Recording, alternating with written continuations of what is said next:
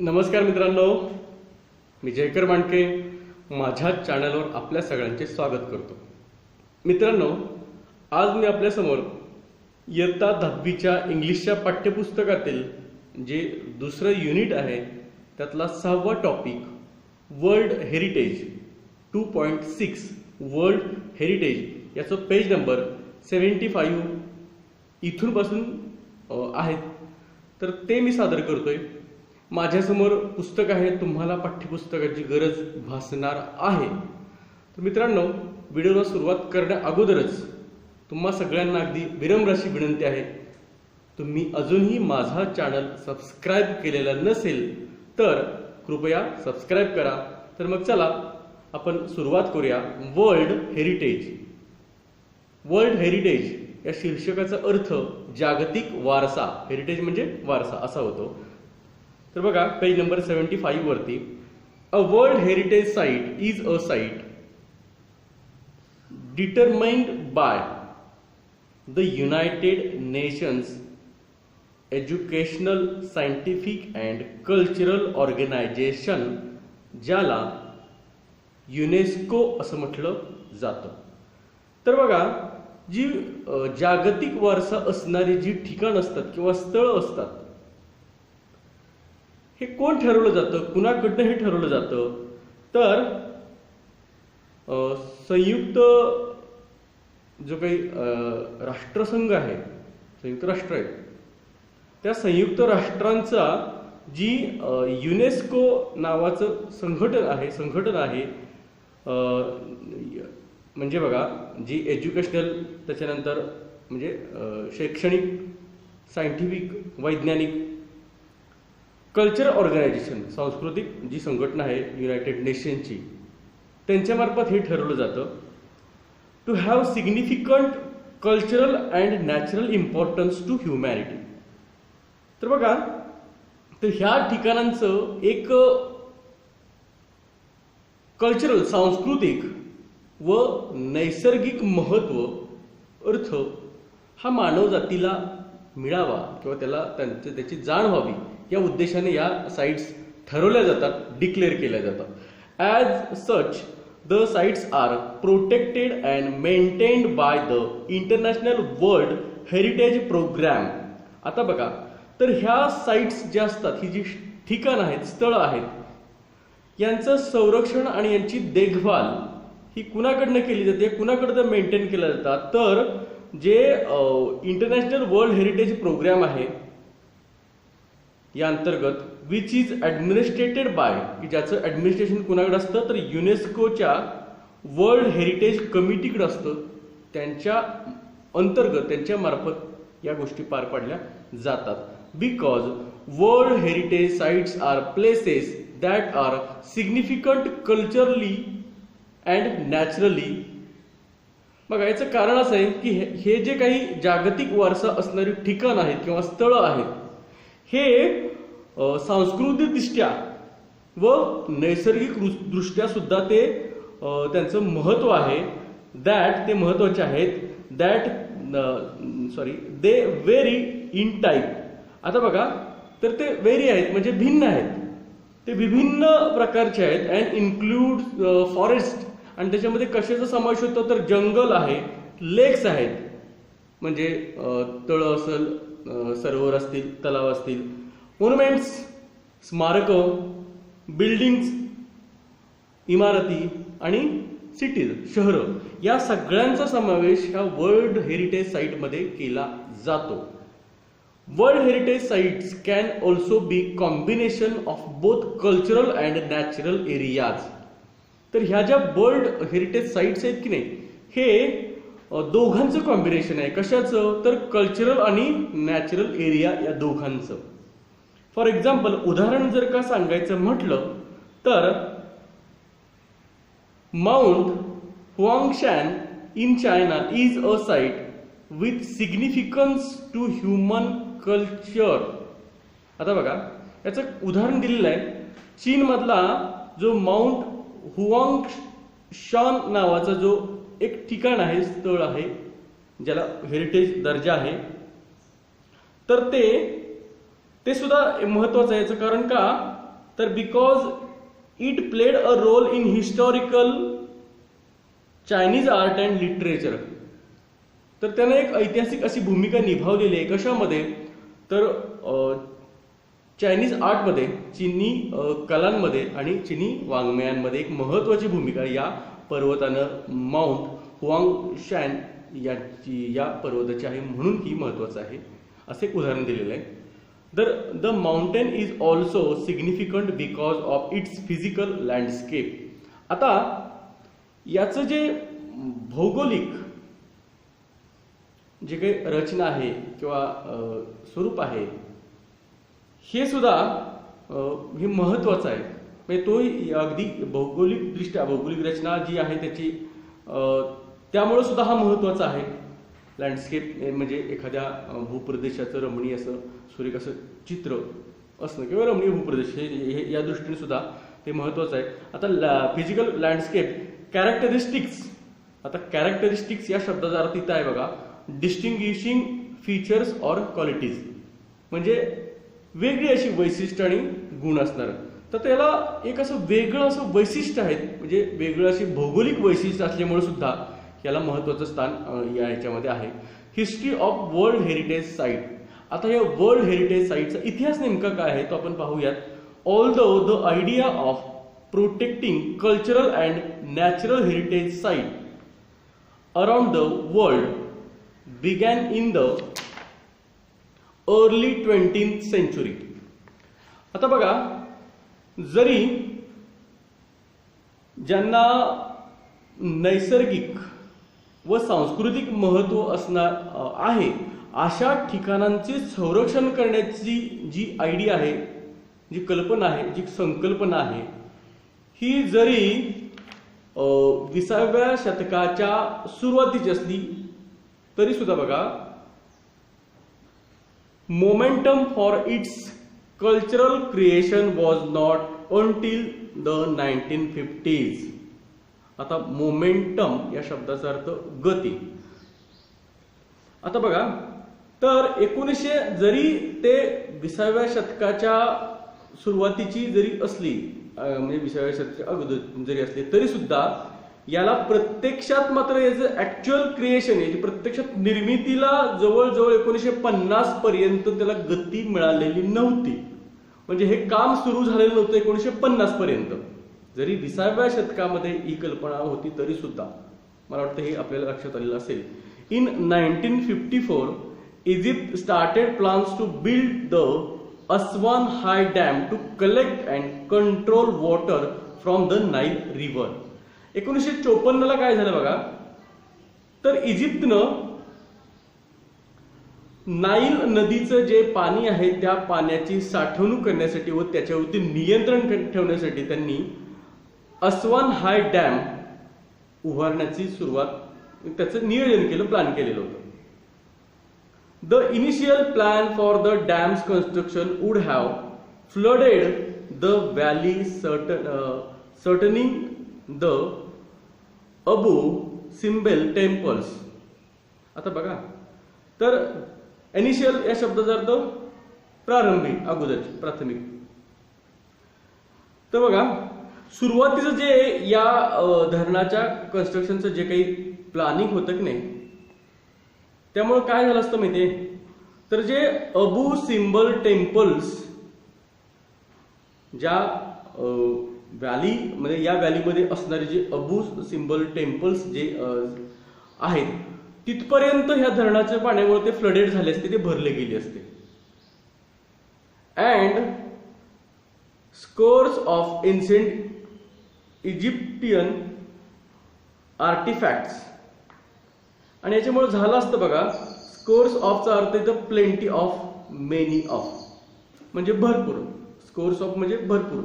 आता बघा, तर ह्या पाण्यामध्ये काय काय गेलं असतं, बुडालं असतं, तर जे इजिप्तमधील याच्यातले अबू सिम्बल टेम्पल्स आहेत त्याचबरोबर ती अनेक इतर जे काही अनेक असतील भरपूर असे एन्शियंट इजिप्शियन आर्टिफॅक्ट्स जे आहेत. आर्टिफॅक्ट्स म्हणजे काय, तर any object made by a human being, म्हणजे मानवनिर्मित कुठली एखादी वस्तू. असे अनेक प्राचीन युरोपीय म्हणजे प्राचीन इजिप्तमधील जे मानवनिर्मित काही गोष्टी होत्या त्या सगळ्या या धरणाच्या पाण्यामध्ये बुडाल्या असत्या त्या व्हॅलीमध्ये, असं इथं त्यांना म्हणायचं आहे. To protect the temples and artefacts. आता बघा, तर ह्या मंदिरांचं व त्या मानवनिर्मित जे काही घटक होते तिथं तयार केलेले मानवानी प्राचीन इजिप्शियन लोकांनी, त्यांचं संरक्षण करण्यासाठी UNESCO launch an international campaign in 1959. तर बघा, युनेस्कोनं काय केलं, एक आंतरराष्ट्रीय मोहीम तिची सुरुवात केली 1959 साली. That called for the dismantling and movement of the temples to higher ground. आणि त्याच कॅम्पेनला असं म्हटलं जातं, काय म्हटलं जातं, आता इथं डिसमॅन्टलिंगचा अर्थ आहे बघा, डिसअसेंबलिंग, पुलिंग डाऊन, म्हणजे मोडून टाकणे किंवा डिसअसेंबल म्हणजे यंत्राचे जे भाग असतात ते वेगवेगळे करणे. आता हे याला असं म्हटलं जातं and movement of the temples to higher ground. आता ही जी काही मोहीम उघडली गेली किंवा युनेस्कोकडनं ही मोहीम लॉन्च केली गेली, हिला या मंदिरांना थोडंसं हायर ग्राउंडवरती नेण्यासाठी एक प्रकारे त्यांनी मुवमेंट सुरू केली, म्हणजे चळवळ सुरू केली किंवा त्या दिशेने त्यांनी हालचाल सुरू केली. The project cost and estimated म्हणजे $80 मिलियन. आता बघा, ह्याची जी काही अंदाजित या प्रकल्पाची अंदाजित किंमत ही $80 दशलक्ष अमेरिकन डॉलर इतकी होती. त्याच्यापुढं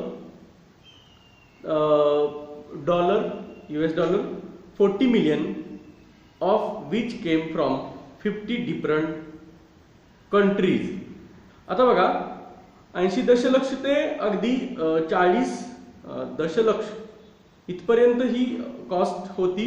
आणि जी कुठनं आलेली होती बघा, तर ही 50 वेगवेगळ्या देशांमधनं. आता ह्याची एस्टिमेटेड कॉस्ट ही 80 मिलियन एवढी होती. आणि त्यातली जे 40 मिलियन आहेत हे मात्र मिलियन आहेत ते मात्र म्हणजे 40 दशलक्ष डॉलर हे मात्र 50 वेगवेगळ्या देशांमधनं आलेली आहे, असं इथं आपल्याला म्हणता येईल. Because of the project success, UNESCO and the international council of monuments and sites. आता या प्रोजेक्टला सक्सेस मिळाला, यामुळं युनेस्को आणि जी काही इंटरनॅशनल काउन्सिल आहे कशासाठीची, तर मॉन्युमेंटसाठी म्हणजे स्मारकांच्यासाठी and sites, initiated a draft convention to create an international organisation responsible for protecting cultural heritage. आता यांनी काय केलं बघा, इनिशिएटेड या शब्दाचा अर्थ बिगॅन, स्टार्टेड म्हणजे आरंभ केला. आता ह्या युनेस्को आणि international council of monuments and sites यांनी काय केलं बघा, तर एक आरंभ केला कशाचा, तर a draft convention to create. Draft convention, draft म्हणजे मसुदा. आता कन्व्हेन्शन या शब्दाचा अर्थ किती आहेत ते तुम्हाला सांगतो बघा. एक अर्थ असतो परिषद, दुसरा अर्थ असतो रूढ, तिसरा अर्थ प्रचार, अगदी पुढचा सभा वगैरे. इथं मात्र माझ्या मते इथं अर्थ आहे तो करार असा आहे. करार हाही एक अर्थ आहे बरं. आता त्यांनी एक त्या कराराचा असा एक कच्चा मसुदा त्यांनी सुरुवातीला तयार करायला त्यांनी सुरुवात केली होती. कशावरती बघा, to create an international organization, म्हणजे एक अशी आंतरराष्ट्रीय संघटना स्थापन करायची की जी कशासाठी, या सगळ्या ज्या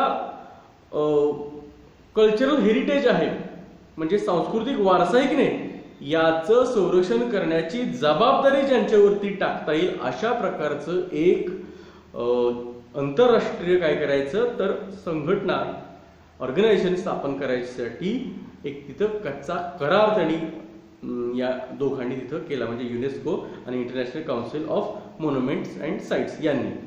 तर मला वाटतं इथपर्यंत आपल्याला लक्षात आलेलं असावं. Shortly thereafter in 1965 a White House conference in the United States called for a World Heritage Trust.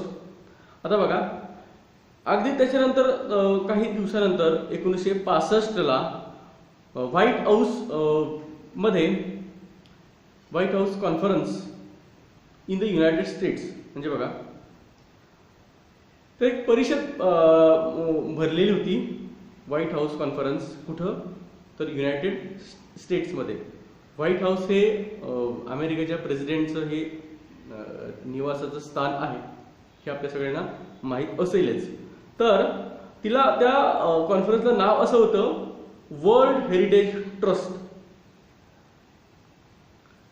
To protect historic cultural sites but to also protect the world significant natural and scenic sites. आता बघा, ह्याचा उद्देश कुठला होता, तर ऐतिहासिक व सांस्कृतिक जे स्थळं आहेत किंवा ठिकाण आहेत त्यांचं संरक्षण करायचंच, परंतु त्यासोबतच जगामधील जी काही सिग्निफिकंट अशी नॅचरल आणि सिनिक साइट्स आहेत, म्हणजे महत्वपूर्ण असे काही नैसर्गिक आणि सिनिक साइट्स म्हणजे सुंदर असा देखावा वगैरे असणारा, तर त्याही साइटचं काय करायचं, तर प्रोटेक्शन करायचं. हाही एक त्यांचा तिथे एक उद्देश होता. Finally in 1968 the international union for conservation of nature, आणि शेवटी बघा 1968 साली जी आंतरराष्ट्रीय संघटना होती, कशासाठीची, तर कॉन्झर्वेशन ऑफ नेचर म्हणजे निसर्गाचं जतन करण्याचं अशी जी काही संस्था होती, त्यांनी काय केलं, तर developed similar goals and presented them at the United nations conference. तर त्यांनी अशासारखीच गोल्स त्यांनी डेव्हलप केली आणि त्यांना कुठं प्रेझेंट केलं, तर युनायटेड नेशन्स कॉन्फरन्स युनायटेड नेशनची जी कॉन्फरन्स भरलेली होती, कुठं, तर human environment in Stockholm Sweden in 1972. म्हणजे बघा, स्वीडनमधील स्टॉकहोम येथे 1972 साली जी मानवी पर्यावरण याची जी कॉन्फरन्स परिषद भरलेली होती संयुक्त राष्ट्रांची, त्या परिषदेमध्ये यांनी त्याचं विकसित केलेली ध्येय त्या परिषदेसमोर मांडली. कुणी मांडली, तर international union for conservation of nature यांनी. त्याच्या पुढं, following the presentation of these goals the convention concerning the protection of world cultural and natural heritage was adopted by UNESCO's General Conference on November 16, 1972. आता बघा, तर हे जे presentation सादर केलेलं होतं, त्या प्रेझेंटेशनला फॉलोइंग म्हणजे त्याला अनुसरून आणि या ध्येयांना सुद्धा अनुसरून एक the convention concerning the presentation of world cultural. आता इथे कन्व्हेन्शनचा अर्थ मी मगाशी सांगितलं होतं, करार. कन्सर्निंग म्हणजे संबंधी. या करारा संबंधी